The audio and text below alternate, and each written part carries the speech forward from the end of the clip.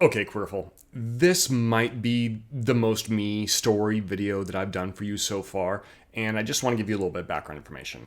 In case you haven't figured it out yet, I am a bit of a goofball when it comes to cartoons and toys and things like that. I've been a fan of the Transformers since I was a kid, since 1984. It's right there on my shirt. And to even take it a step further, just to prove that I'm legit, I have a Transformer tattoo on my shoulder. I've had that for over 20 years now. And so of course, I watch Transformer cartoons, and there's a new one out that just came out last year called Transformers Earthspark. And it's really cool. They brought some new stuff into it. But something in one of the episodes last year, the season finale actually last year, they introduced some new characters, and something happened, and I said to myself, oh, this is going to cause right-wing media culture war backlash. Well, it must have been a slow news week because, well, this happened at Fox. Now, as a parent, you often ask yourself, well, what do my kids need? A loving family, a roof over their heads, a life grounded in faith and freedom.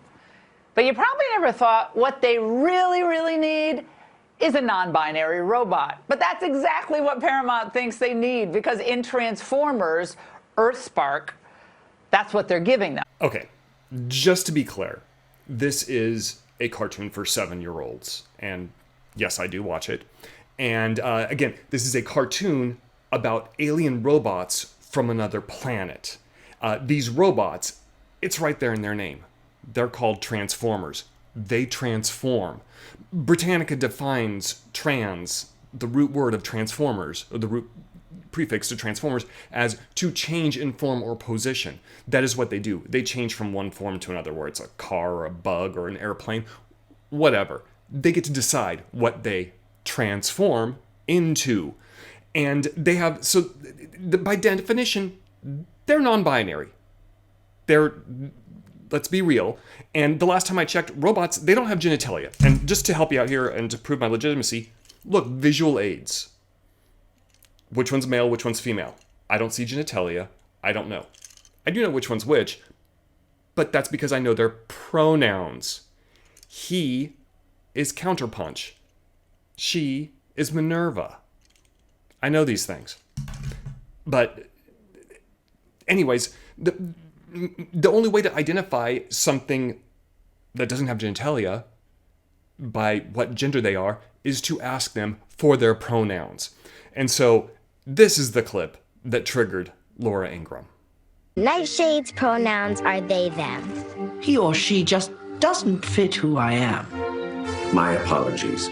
So yes, we saw there that Laura is offended by Nightshade. She's offended by letting someone define who and what they are as a person.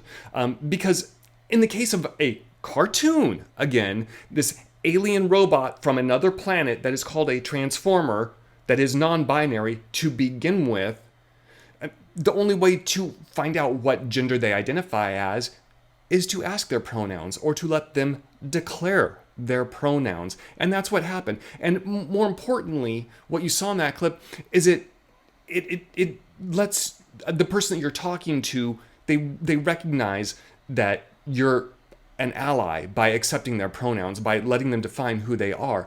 And we should let everyone define who and what they are as a person. That would make all of us better people, right? And we see an example of that in another clip from the cartoon for kids that's teaching them some valuable lessons about life. Ooh, I like your pins. I am Nightshade. My pronouns are they, them. Thanks.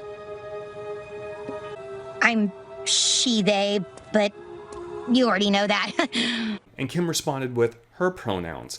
And that allowed these two characters to instantly know, hey, you're an ally, you're someone I can trust, and you're someone that I like too. And Kim couldn't look at Nightshade and recognize what they are, so it was actually appropriate for her to use the they, them pronouns to begin with. So, I mean, it makes sense, and it's about kindness and understanding and compassion. But apparently that's not what Laura Ingraham thinks that we need. The show is shoving these inane pronouns down the throats of 7-year-olds. I mean, we're lucky even get them to spell the regular pronouns and get those straight before we, Well, our children are being taught this in our schools and now in a kids show. So what's next? Well, this isn't normal. It's not trendy. It's not cool. These are destructive and corrosive lies. Honestly, Laura, teaching compassion and understanding and how to be an ally, that's not destructive. That's how you make the world a better place, and that's how you make it a more queerful place, for what it's worth. The old saying is, you can't judge a book by its cover. You don't know when you meet someone who they are or how they identify. Just because they present to you in a certain way doesn't tell you everything that you need to know about them. And in the case of the real world or a cartoon world about alien transforming robots from another planet, sometimes people are more than meets the eye. And if you understood that reference, bonus points. It's from the 80s and it still holds up.